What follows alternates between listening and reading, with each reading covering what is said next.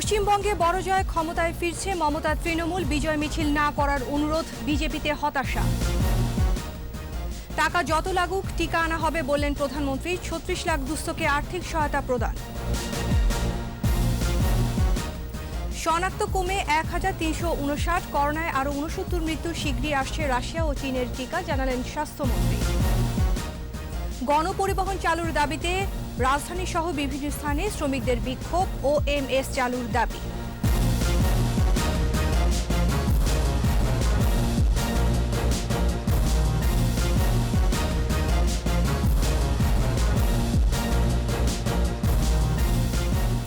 শুনছিলেন first security ইসলামী bank limited সংবাদ শিরোনাম। আমন্ত্রণ সন্ধ্যা ৭টার ২১ সংবাদে। সাথে আছি আমি আশা সাবেরা। দর্শক, ২১ টেলিভিশনের সংবাদ একই সাথে সরাসরি দেখতে পাবেন আমাদের ফেসবুক পেজ www.facebook.com/2124 অনলাইনে। Mega spider ceiling fan, mega বাতাসে শান্তির পরশ। এছাড়া সংবাদে আরও থাকছে, ক্যান্ডি জিতে বাংলাদেশের সামনে অসম্ভবকে সম্ভব করার চ্যালেঞ্জ। শেষ দিনে দরকার ২৬০ রান।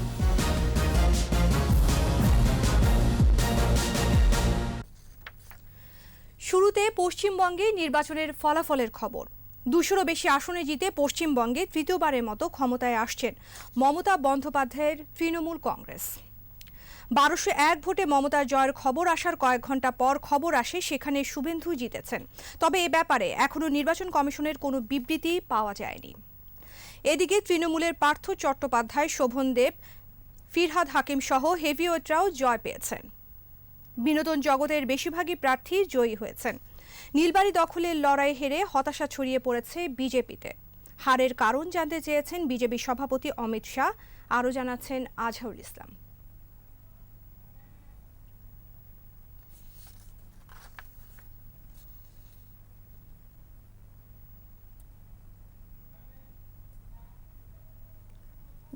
দর্শক, আমরা রিপোর্টটির জন্য অপেক্ষা করছি।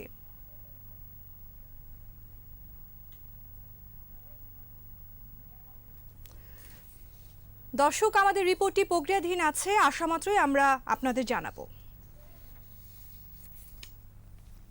করোনা ভ্যাকসিন কিনতে প্রয়োজনীয় অর্থ ব্যয় করবে সরকার, জানিয়েছেন প্রধানমন্ত্রী শেখ হাসিনা। বলেছেন, আওয়ামী লীগ সবসময় আর্ত মানুষের পাশে ছিল, এখনও আছে। সমালোচনা না করে বিরোধী দল সহ সকলকে জনগণের পাশে দাঁড়ানোর আহ্বান প্রধানমন্ত্রীর। আর সংক্রমণ এড়াতে স্বাস্থ্যবিধি মেনে চলার তাগিদ দেন প্রধানমন্ত্রী। তহিদুর রহমানের রিপোর্ট। করোনায় ক্ষতিগ্রস্ত দেশের প্রায় সব শ্রেণী পেশার মানুষ। এমন প্রেক্ষাপটে কর্মহীন মানুষের জন্য নানা সহযোগিতা কার্যক্রম চালু করেছে সরকার। এবার দ্বিতীয় দফায় প্রধানমন্ত্রীর পক্ষ থেকে ৩৬ লাখ দুস্থ মানুষকে ৯০০ কোটি টাকা আর্থিক সহায়তা দেয়া হচ্ছে, যা আগামী ৩ দিনের মধ্যে সকলের কাছে পৌঁছে যাবে বলে আমরা ব্যবস্থা গ্রহণ করেছি। গণভবন থেকে ভার্চুয়াল প্ল্যাটফর্মে কর্মসূচি উদ্বোধন করেন প্রধানমন্ত্রী শেখ হাসিনা। আমরা টিকা দিচ্ছি এবং টিকা আরও নিয়ে আসছি, যত টাকা লাগে আরও টিকা নিয়ে আসব। আমরা এদেশের মানুষের টিকা পৌঁছে দেব, কিন্তু আপনাদের সবাইকে স্বাস্থ্য সুরক্ষার যে সমস্ত নির্দেশনাগুলি আমরা দিচ্ছি সেটা কিন্তু আপনারা একটু দয়া করে মেনে চলবেন। সমালোচনা না করে দুস্থ মানুষের পাশে দাঁড়ানোর জন্য বিরোধী দল ও বিত্তবানদের প্রতি আহ্বান জানান প্রধানমন্ত্রী। আমরা বিরোধী দলে থাকতে সবসময় কোনো দুর্যোগ দুর্বিপাকে সবার আগে আওয়ামী লীগ ছুটে যেত মানুষের পাশে, এটাই বিরোধী দলের কাজ। কিন্তু আজকে আমরা যারা নিজেদেরকে বিরোধী দল বা প্রতিদিন সরকার উৎখাতের জন্য বক্তৃতা বিবৃতি আন্দোলনের নামে পোড়াও জ্বালাও করে যাচ্ছে, দুর্যোগে মানুষের পাশে কোথায় তারা? কয়টা দুর্গত মানুষের মুখে তারা খাবার তুলে দিয়েছে? কয়টা মানুষের পাশে তারা দাঁড়িয়েছে? কয়টা মানুষের কাপড়ে কাপড় কিনে দিয়েছে? কেউ নেই। প্রথম দিনে চট্টগ্রাম, ভোলা ও জয়পুরহাটের দুস্থ মানুষের মোবাইলে সরাসরি টাকা পৌঁছে দেওয়া হয়। যারা সহযোগিতা পেয়েছেন তারা সরকার এবং প্রধানমন্ত্রীর প্রশংসা করেন। আমি গত বছর যে ২৫০০ টাকা পাইছিলাম তা দিয়ে চাল ডাল কিনে খাচ্ছি, এখন যে ২৫০০ টাকা পেলাম সেটা দিয়ে চাল ডাল কিনে খাবো। তৌহিদুর রহমান, ২১ টেলিভিশন, ঢাকা। দর্শক, পশ্চিমবঙ্গের নির্বাচনের ফলাফলের রিপোর্টটি আমাদের হাতে চলে এসেছে, আমরা চলে যাচ্ছি সেখানে। কিছুতেই কিছু হলো না। নীলবাড়ি দখলে 200-রও বেশি আসনের স্বপ্ন ছিল বিজেপির। শেষ পর্যন্ত জয়ের হাসি হাসল তৃণমূল। বেলা 12টা নাগাদই সবকিছু স্পষ্ট হতে শুরু করে। একেবারে শুরু থেকেই সবার দৃষ্টি ছিল নন্দীগ্রামে। একবার শুভেন্দু এগোচ্ছেন তো আরেকবার মমতা। সাপলুডুর মতো বারবার অবস্থান বদল। শেষ পর্যন্ত 1201 ভোটে এক সময়ের ছায়াসঙ্গী, ভোটের আগে বিজেপিতে যোগ দেয়া শুভেন্দু অধিকারীকে হারালেন দিদি। হতাশ করেননি তৃণমূলের হেভিওয়েট প্রার্থীরা। জয় পেয়েছেন মন্ত্রী পার্থ চট্টোপাধ্যায়, সুব্রত মুখোপাধ্যায়, কলকাতার মেয়র ফিরহাদ হাকিম, শোভনদেব চট্টোপাধ্যায়।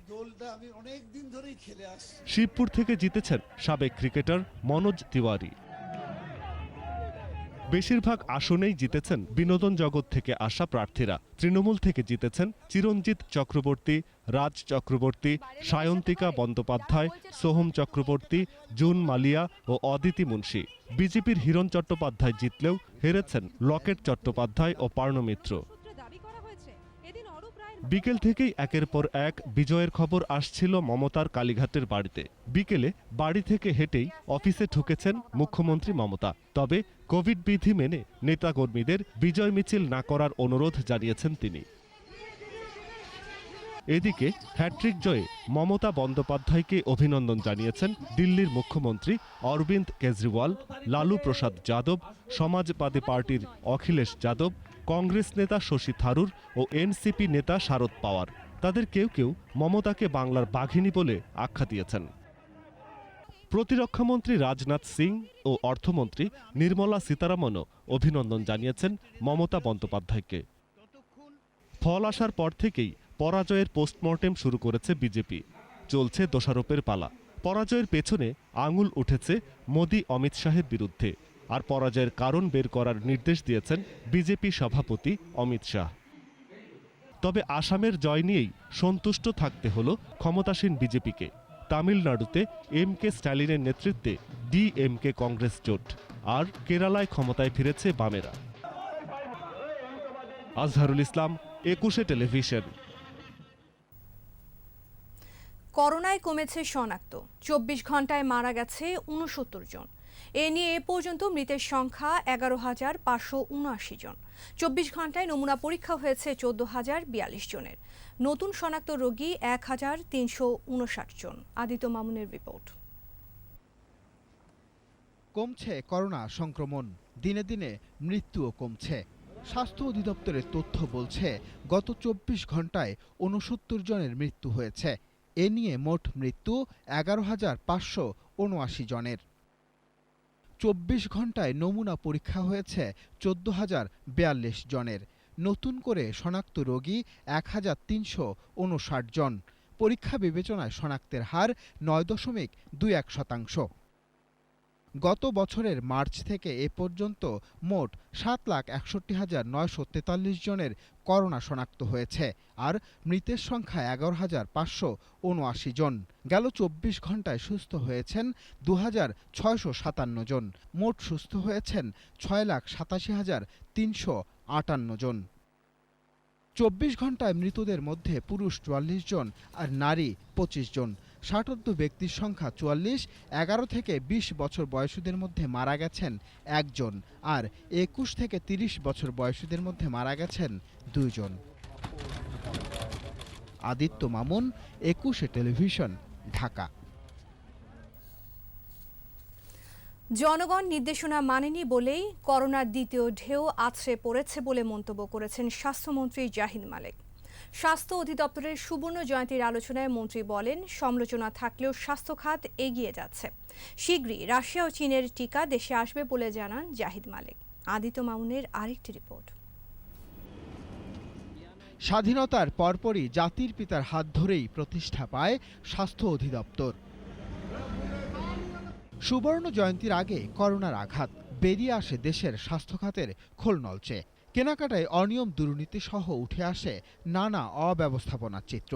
এই সময়ের মধ্যেই আবারও সবকিছু গুছিয়ে নিয়ে এগিয়ে চলা। সুবর্ণ জয়ন্তীর এই আয়োজনে বক্তারা বলেন, করোনা দুর্যোগ সফলভাবে মোকাবেলা করে এসডিজি অর্জনে ভূমিকা রাখবে অধিদপ্তর।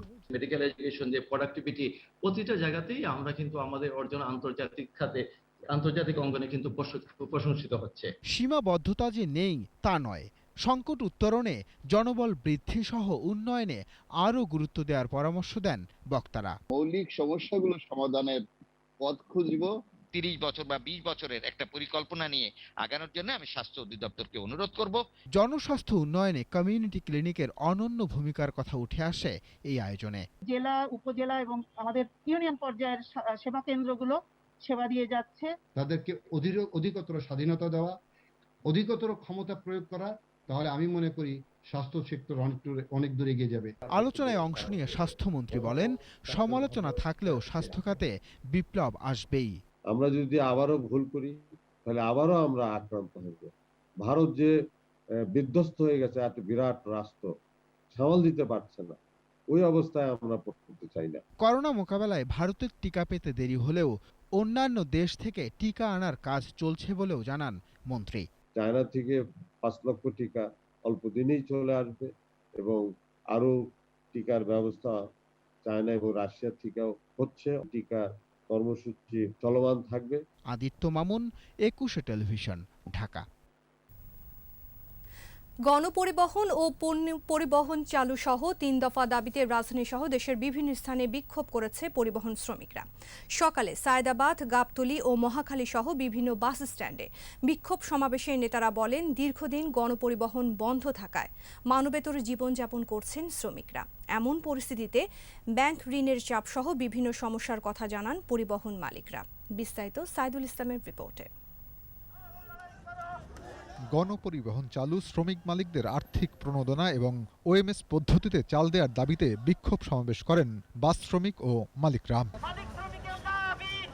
তারা বলেন, গত 18 দিন আন্তনগর বাস সার্ভিস বন্ধ থাকায় সমস্যায় পড়েছেন তারা।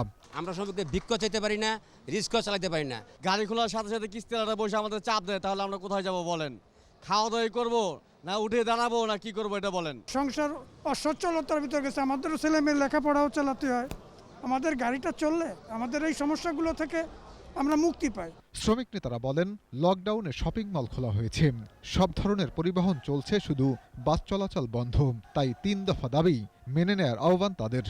স্বাস্থ্যবিধি মেনে গণপরিবহন আমরা চালু করতে চাই। সরকারিভাবে অনুদান এবং খাদ্যের সহায়তা প্রদান করতে হবে। 10 টাকা কেজির যে ওয়েসমের চাল আছে, এই চাল ট্রাক ভরে টার্মিনালগুলোর সামনে পৌঁছায় দিবেন। স্বাস্থ্যবিধি মেনে আমরা গাড়ি চালাতে চাই, গাড়ি আমাদের খুলে দেওয়া হোক এবং আমাদের দাবিটা মেনে নেওয়া হোক। দাবি মানা না হলে আগামীতে আন্দোলন কর্মসূচি দেওয়া হবে বলেও জানান শ্রমিক নেতারা। গণপরিবহন চালু না করলে পরিবহন শ্রমিকরা যদি রাস্তায় নেমে যায়, তার দায় দায়িত্ব সড়ক পরিবহন শ্রমিক ফেডারেশন নেবে না। পরিবহন মালিকরা বলছেন, গাড়ি বন্ধ থাকায় ব্যাংক ঋণ সহ নানা সমস্যায় পড়েছেন তারা। গাড়ি না চললে আমরা নিজেরা চলতে পারবো না, পাশাপাশি ব্যাংকের টাকা আমরা দিতে পারবো না। অনন্ত বিলম্বে লকডাউন খুলে আমাদের ট্রান্সপোর্টেশন গাড়ি চালু ব্যবস্থা করবেন। গণপরিবহন চালুর দাবিতে চট্টগ্রাম, রাজশাহী, রংপুর, খুলনা, বরিশাল সহ সব বিভাগীয় ও জেলা শহরে বিক্ষোভ সমাবেশ করেন শ্রমিকরা। স্বাস্থ্যবিধি মেনে বাস চালুর দাবিতে আগামী 4 মে জেলা প্রশাসকের কার্যালয়ে স্মারকলিপি দেওয়ার কথাও জানান তারা।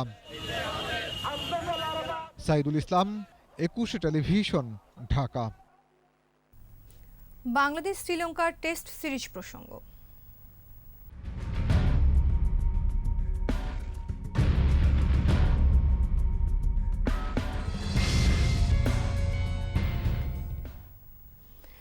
ক্যান্ডি টেস্টে হার এড়াতে অসম্ভবকে সম্ভব করতে হবে বাংলাদেশের ব্যাটসম্যানদের। তুলতে হবে 260 রান। লঙ্কানদের দেয়া 437 রানের টার্গেটে ব্যাট করতে নেমে চতুর্থ দিন শেষে 177 রান তুলতেই 5 উইকেট হারিয়েছে টাইগাররা। ব্যাটিংয়ে আছেন লিটন দাস ও মেহেদী হাসান মিরাজ। পারভেজ খোকনের রিপোর্ট।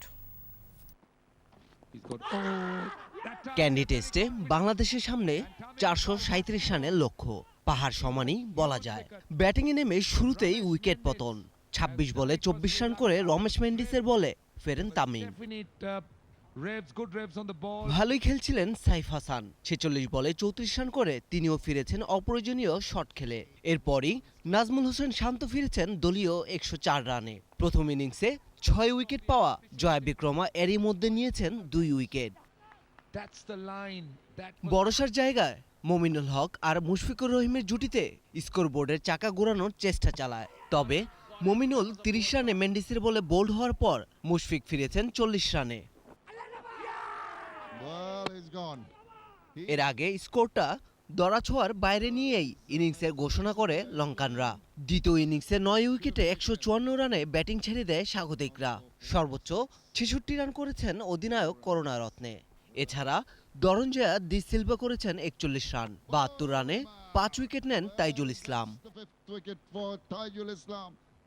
পারভেজ খোকন, ২১ টেলিভিশন। নিচ্ছি প্রিমিয়ার ব্যাংক লিমিটেড সংবাদ বিরতি। নো মাস্ক নো সার্ভিস বিধি মেনে চলুন, সুস্থ থাকুন। যখন ফিরছি তখন অন্যান্য খবরের সঙ্গে আরও থাকবে। ধর্ষণ সহ ৩ মামলায় হেফাজত নেতা মামুনুলের ২৪ দিন রিমান্ড চেয়েছে পুলিশ, শুনানি ৯ মে।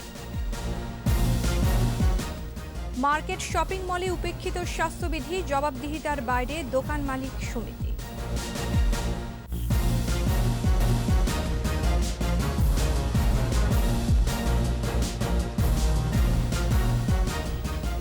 আবারও আমন্ত্রণ সন্ধ্যা ৭টার ২১ সংবাদে। হেফাজত নেতা মামুনুল হকের বিরুদ্ধে দায়ের করা পৃথক ৩টি মামলায় আদালতে ২৪ দিনের রিমান্ড আবেদন করেছে পুলিশ। রিমান্ড আবেদন শুনানির জন্য ৯ মে দিন ধার্য করেছে আদালত। ৩টি মামলার মধ্যে জানাতারা ঝর্ণার করা ধর্ষণ মামলায় ১০ দিনের রিমান্ড আবেদন করা হয়। এছাড়া রয়্যাল রিসোর্টে হামলা ও সহিংসতার ঘটনায় পুলিশের করা ২টি মামলায় ৭ দিন করে ১৪ দিনের রিমান্ড আবেদন করেছে পুলিশ। এর আগে শুক্রবার সকালে মামুনুল হকের বিরুদ্ধে নারায়ণগঞ্জের সোনারগাঁও থানায় জানাতারা ঝর্ণার ধর্ষণ মামলা করেন। মামলায় তাকে আটকে রাখার অভিযোগ করা হয়েছে।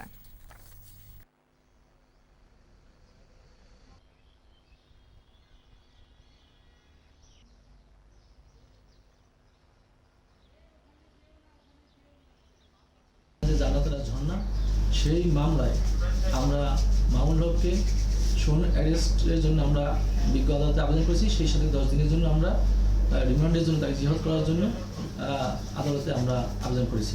রয়্যাল রিসোর্টের ভাঙচুরের যে মামলাটি আছে সেই মামলা আমরা তাকে অ্যারেস্টের জন্য ইতিমধ্যেই বিজ্ঞ আদালতে আবেদন করেছি এবং সেই সাথে আমরা 7 দিনের রিমান্ড, যুবলীগ নেতার যে বাড়িঘর ভাঙচুর সেই মামলায় তিনি এজাহারে আসামি, সেই মামলায় তাকে অ্যারেস্ট এবং 7 দিনের রিমান্ডের জন্য আবেদন করা হয়েছে।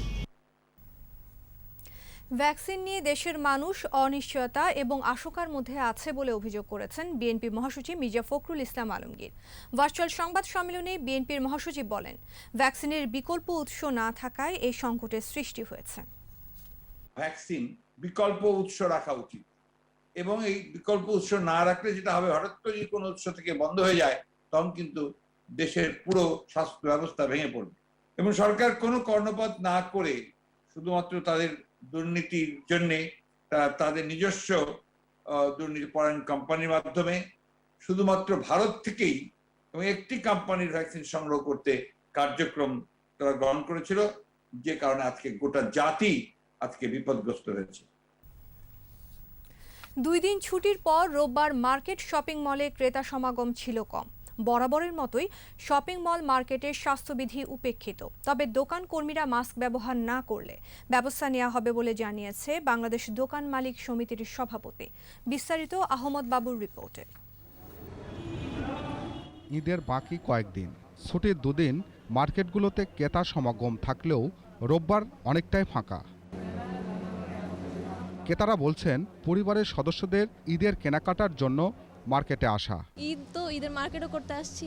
ওভারঅল আসলে 100% মানাটা আসলে পসিবল হচ্ছে না। স্বাস্থ্যবিধিটা আসলে নিজের কাছে। সাধারণ মার্কেটে বিক্রেতাদের অনেকেই মানছেন না স্বাস্থ্যবিধি। বিধি না মানার পক্ষে নানা যুক্তি তাদের। মাস্ক আর একটু আগে ফালাইছি, নাস্তা খেতে গেছিলাম তখন ফালাইছি। অল টাইম লাগানো থাকে, অনেক সময় যে এখন একটু কাজ করতেছি হয়তো আনফরচুনেটলি ভুলবশত একটু হয়ে যায় স্যার।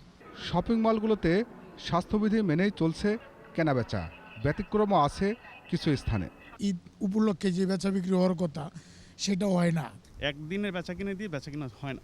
যেমন আজকে দেখেন যে মার্কেটে একটা কাস্টমার নেই। দোকান মালিক ও কর্মচারীরা মাস্ক ব্যবহার না করলে সংশ্লিষ্ট মার্কেটের সমিতির পক্ষ থেকে ব্যবস্থা নেওয়া হবে বলে জানান। আমরা পুলিশের সাহায্য চাই যাতে করে মাস্ক যারা পরবে না তাদের বিরুদ্ধে যাতে ব্যবস্থা গ্রহণ করা হয়, মাস্ক যারা পরবে না তাদের বিরুদ্ধে কঠোর ব্যবস্থা নেওয়া দরকার। এদিকে সকাল থেকেই রাজধানীর সড়কগুলো গাড়ির চাপ বেশি, অনেক ক্ষেত্রে যানজট পেরিয়ে গন্তব্যে পৌঁছাতে হচ্ছে। পুলিশ বলছে সরকারি অফিস খোলা আর সামনে ঈদ, এ কারণে মানুষের চলাচল বেড়েছে। লকডাউন চলমান, বাট অফিস আদালত সবই তো চালু হয়ে গেছে। এখন চাপ আগের তুলনায় অনেকটা বেশি, কারণ গণপরিবহন বলতে বাস ছাড়া সবগুলোই চলতেছে। রাজধানীর কিছু সড়কে নিয়মিত অভিযান চলছে বলে জানান পুলিশ কর্মকর্তারা। আহমদ বাবু, 21 টেলিভিশন, ঢাকা। ভারত থেকে যারা দেশে ফিরছেন তাদেরকে রাখা হচ্ছে যশোরে বিভিন্ন হোটেলে প্রাতিষ্ঠানিক কোয়ারেন্টাইনে। কিন্তু চিকিৎসা শেষে ফেরা এই মানুষগুলো কোয়ারেন্টাইনে নানা দুর্ভোগের কথা বলছেন। কিছুটা অস্বস্তিতে হোটেলের কর্মচারীরাও। প্রশাসন বলছে করোনার ভারতীয় ভ্যারিয়েন্ট সংক্রমণ রোধে এই কোয়ারেন্টাইন ব্যবস্থা। যশোর প্রতিনিধি শিকদার খালিদের রিপোর্ট জানাচ্ছেন রত্না সামান। ভারতে করোনার ব্যাপক সংক্রমণের কারণে ২৬ এপ্রিল থেকে ২ সপ্তাহের জন্য সীমান্ত বন্ধ করে দেয় বাংলাদেশ। এতে বিপুল সংখ্যক বাংলাদেশি আটকা পড়েন ভারতে। তাদেরকে বিশেষ অনুমতি নিয়ে দেশে ফিরতে হচ্ছে। এরপর নেওয়া হচ্ছে প্রাতিষ্ঠানিক কোয়ারেন্টাইনে। দেশে ফেরা এসব মানুষ জানান, হোটেলে থাকতে গিয়ে অর্থনৈতিক সংকট সহ নানা দুর্ভোগে পড়তে হচ্ছে তাদের। টেস্ট করে যদি আমাদের কাছে না থাকে তাহলে আমাদের এখানে আটকে রাখার কোনো প্রয়োজন না। এই মুহূর্তে আমরা আর্থিক সংকটে আছি। এই ব্যয় করে আমার এই কোয়ারেন্টাইন ভোগ করা আমার পক্ষে সম্ভব না। আমাদের তো নেগেটিভ, কিন্তু আমরা এখান থেকে তার বেশি অসুস্থ হয়ে যাইতেছি। আমার বাচ্চাকে সামলাতে পারি না। আমার মায়ের অবস্থা খুব খারাপ। একটা ডাক্তার পাঠান, একটু টেস্ট করুক, মাপুক। এখন পর্যন্ত কেউ আসেনি। এদিকে কোয়ারেন্টাইনে থাকা ব্যক্তিদের সেবা দিতে গিয়ে সংক্রমণ আতঙ্কে হোটেল কর্মীরা। তারা আসছে, তাদের বলছে যে নেগেটিভ করোনা, তারপর তাদের সিমটম যদি থেকে থাকে সেক্ষেত্রে তো আমাদেরও তো একটা ভয়ের একটা বিষয় থাকে। স্বাস্থ্য বিভাগ বলছে করোনার ভারতীয় ভেরিয়েন্ট সংক্রমণ রোধেই কোয়ারেন্টাইন ব্যবস্থা নেওয়া হয়েছে।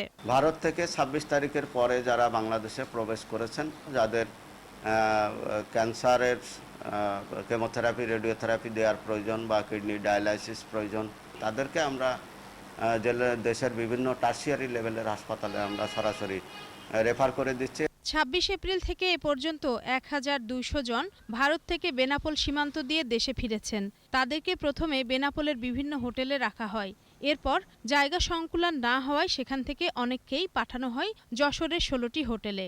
কোয়ারেন্টাইন যাদের করছি তাদেরকে আমরা হোটেলে পাহারার ব্যবস্থা করেছি। তাদের খাওয়া দাওয়া সেখানে ব্যবস্থা আছে এবং আমাদের মেডিকেল টিম সেখানে যাচ্ছে এবং তাদের খোঁজখবর নিচ্ছে।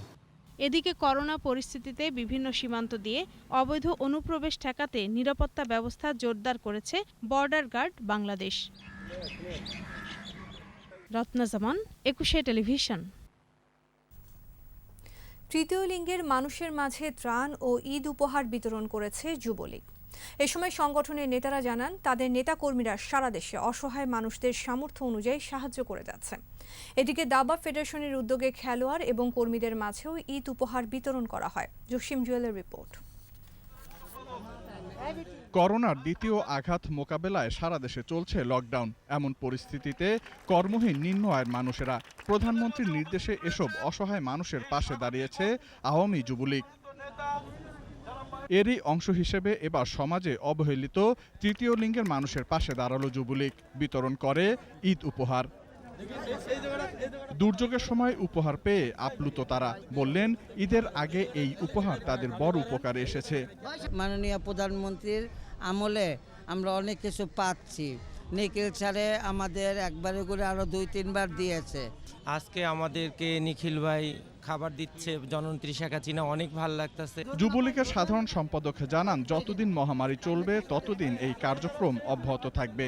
সারা বাংলাদেশের যুবলীগ ঢাকা মহানগর উত্তর দক্ষিণ সহকারে আপনারা লক্ষ্য করেছেন, তারা দিবারাত্রি নিজের জীবনের ঝুঁকি নিয়ে এই অসহায় করোনা মানুষের পাশে দাঁড়িয়েছেন। যতদিন বাংলাদেশের মানুষ অসহায় থাকবে ততদিন আমার প্রিয় নেত্রী রাষ্ট্রনায়ক শেখ হাসিনার নির্দেশে আমরা যুবলীগ অসহায় মানুষের পাশে থেকে সেবা দিয়ে যাব ইনশাআল্লাহ। এদিকে দাবা ফেডারেশনের খেলোয়াড় ও কর্মচারীদের মাঝে ঈদ সামগ্রী বিতরণ করেন ফেডারেশনের সহসভাপতি KM শহীদুল্লাহ। এই প্রচেষ্টা অব্যাহত থাকবে বলেও জানান তিনি। সামনে পবিত্র ঈদ, এই ঈদের সামনে রেখে আমাদের সংগঠনের পক্ষ থেকে আমি মাননীয় প্রধানমন্ত্রী যেহেতু নির্দেশ দিয়েছে যে আমাদের সংগঠনের নেতা কর্মী এ দেশের জনগণের পাশে থাকার জন্য, এছাড়াও বিভিন্ন সংগঠন অসহায়দের মাঝে ঈদ উপহার বিতরণ করেছে। জসিম জুয়েল, ২১ টেলিভিশন, ঢাকা। সিলেটের জয়ন্তাপুরে ট্রাকের চাপায় একই পরিবারের 4 সিএনজি যাত্রী সহ নিহত হয়েছে 5 জন। এ সময় আহত হয় আরও 2 জন। ভোর 6টায় জয়ন্তাপুরের সারিঘাট এলাকায় এই সড়ক দুর্ঘটনা ঘটে।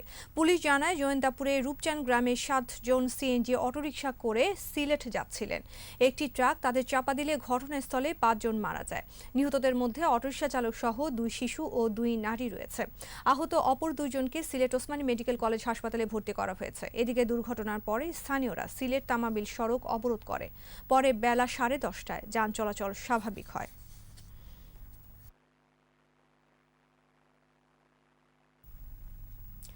তাপদাহে ময়মনসিংহে বোরো ধান হয়ে চিটা হয়ে গেছে, ফলে চরম ক্ষতিতে পড়েছেন চাষিরা।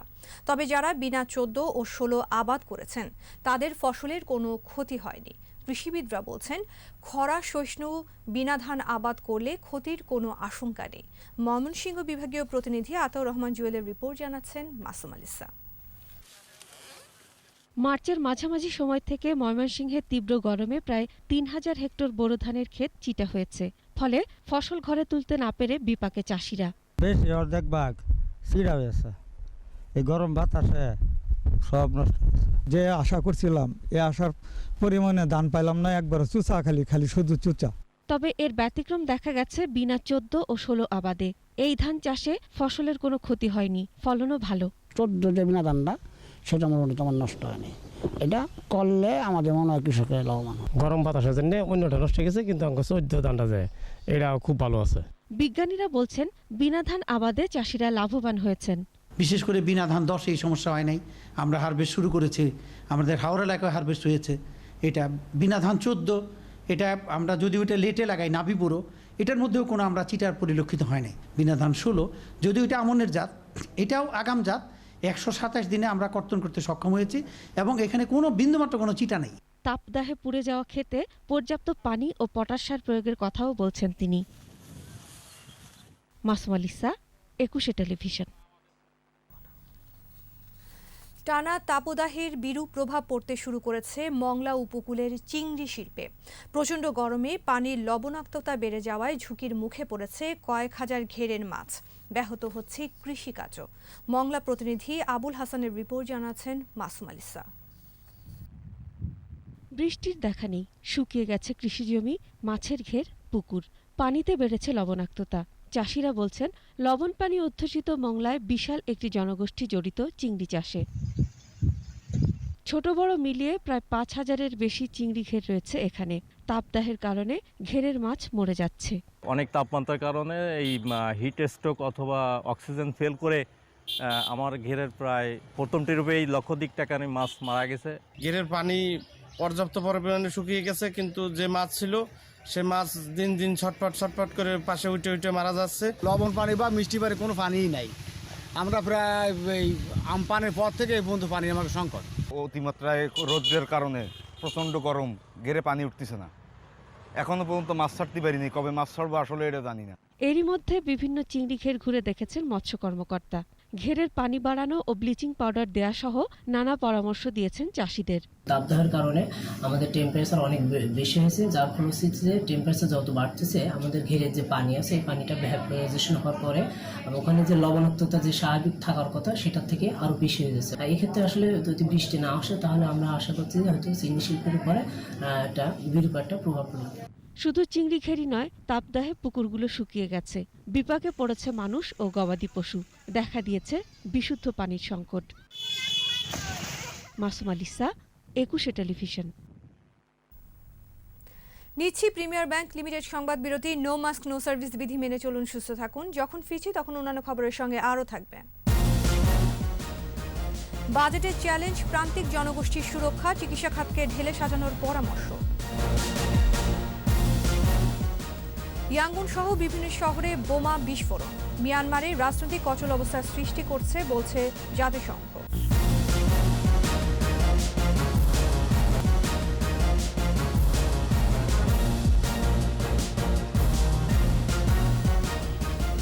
আবারও আমন্ত্রণ সন্ধ্যা 7টার 21 সংবাদে। আগামী বাজেটের মূল লক্ষ্য হওয়া উচিত চিকিৎসা সেবা এবং প্রান্তিক জনগোষ্ঠীর সুরক্ষা কথা বলছেন অর্থনীতিবিদরা। তাদের মতে বরাদ্দ বাড়াতে হবে সংক্রমণ রোধ, দরিদ্র জনগোষ্ঠীকে সহায়তা এবং প্রান্তিক জনগোষ্ঠীর কর্মসংস্থান ঘনিষ্ঠ খাতগুলোকে। আর যথাযথ ব্যয় ব্যবস্থাপনায় গুরুত্ব দেওয়ার আহ্বান জানিয়েছেন তারা। মেহেদী হাসানের রিপোর্ট।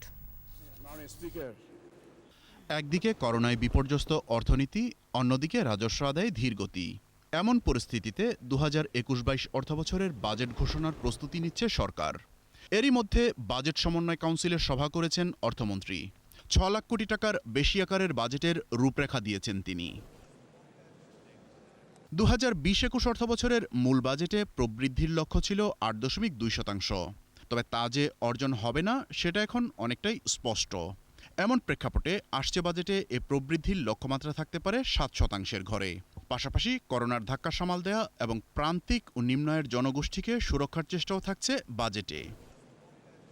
সংকটের এই সময়ে বাজেট ঘাটতি দাঁড়াতে পারে 2 লাখ কোটি টাকারও বেশি, যা স্বাভাবিক মানলেও লক্ষ্যমাত্রাগুলো যেন বাস্তবসম্মত হয় সেই তাগিদ অর্থনীতিবিদদের। বাজেটটা হওয়া উচিত বাস্তবসম্মত, যে বাজেটটা বাস্তবায়নযোগ্য এবং যে বাজেটের রাজস্বের যে লক্ষ্যমাত্রা সেটাও অর্জন করা সম্ভবপর। পাশাপাশি গুরুত্ব দিতে হবে স্বাস্থ্য খাতে। করোনার সংক্রমণ রোধের জন্য অবশ্যই ব্যবস্থা নিতে হবে এবং সেটা হতে হবে একদিকে ভ্যাকসিনেশন প্রোগ্রামকে ব্যাপকভাবে পুনরুজ্জীবিত করতে হবে। এটা ছাড়া আমাদের হসপিটাল ব্যবস্থাকে অনেক সম্প্রসারিত করতে হবে যাতে ভারতের মতো একটা অবস্থা সৃষ্টি না হয়। অর্থ বরাদ্দ রেখে সেটি স্বাস্থ্য খাতের সুযোগ সুবিধা সৃষ্টিতে কাজে লাগাতে হবে। তবে জরুরি তহবিল হিসেবে রাখতে হবে একটা অংশ, যেটি যে কোনো জরুরি অবস্থা মোকাবেলার জন্য ব্যবহার করা যেতে পারে। করোনা সংক্রমণের বিরূপ প্রভাবে সবচেয়ে বেশি বিপাকে দরিদ্র জনগোষ্ঠী ও ক্ষুদ্র উদ্যোক্তারা। তাদেরকে রক্ষার চ্যালেঞ্জটাও নিতে হবে। কর্মসংস্থান সৃষ্টি, দরিদ্র মানুষকে সহায়তা, ক্ষুদ্র ও মাঝারি উদ্যোক্তাদের যে উদ্যোগ সেগুলোকে সচল রাখা, এই লক্ষ্যগুলোই হবে যে এই বাজেটের বড় চ্যালেঞ্জ। সবকিছু ঠিক থাকলে আগামী 3 জুন সংসদে নতুন অর্থবছরের বাজেট পেশ করবেন অর্থমন্ত্রী। মেহেদী হাসান, 21 টেলিভিশন, ঢাকা। এবার ব্যবসা বাণিজ্যের খবর।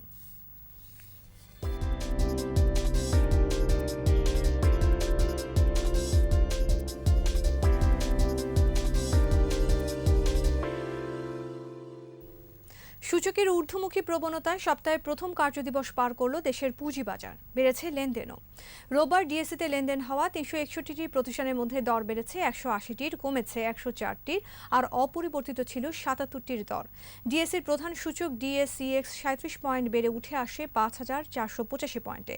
দিন শেষে ডিএসইতে লেনদেনের পরিমাণ দাঁড়ায় 1,406 কোটি 96 লাখ টাকা। সূচক বেড়েছে অপর স্টক এক্সচেঞ্জ সিএসইতেও। লেনদেন হয়েছে 31 কোটি 77 লাখ টাকার শেয়ার ও মিউচুয়াল ফান্ড। আর এরই সাথে শেষ করছি সন্ধ্যা 7টার 21 সংবাদ। যাবার আগে ফার্স্ট সিকিউরিটি ইসলামী ব্যাংক লিমিটেড সংবাদ শিরোনামগুলো আরও একবার। পশ্চিমবঙ্গে বড় জয়ে ক্ষমতায় ফিরলেও নন্দীগ্রামে হারলেন মমতা। আদালতে যাওয়ার ঘোষণা, বিজেপিতে হতাশা। টাকা যত লাগুক টিকা আনা হবে বললেন প্রধানমন্ত্রী। 36 লাখ দুস্থকে আর্থিক সহায়তা প্রদান। শনাক্ত কমে 1,359। করোনায় আরও 69 মৃত্যু। শীঘ্রই আসছে রাশিয়া ও চীনের টিকা, জানালেন স্বাস্থ্যমন্ত্রী। গণপরিবহন চালুর দাবিতে রাজধানী সহ বিভিন্ন স্থানে শ্রমিকদের বিক্ষোভ। ওএমএস চালুর দাবি।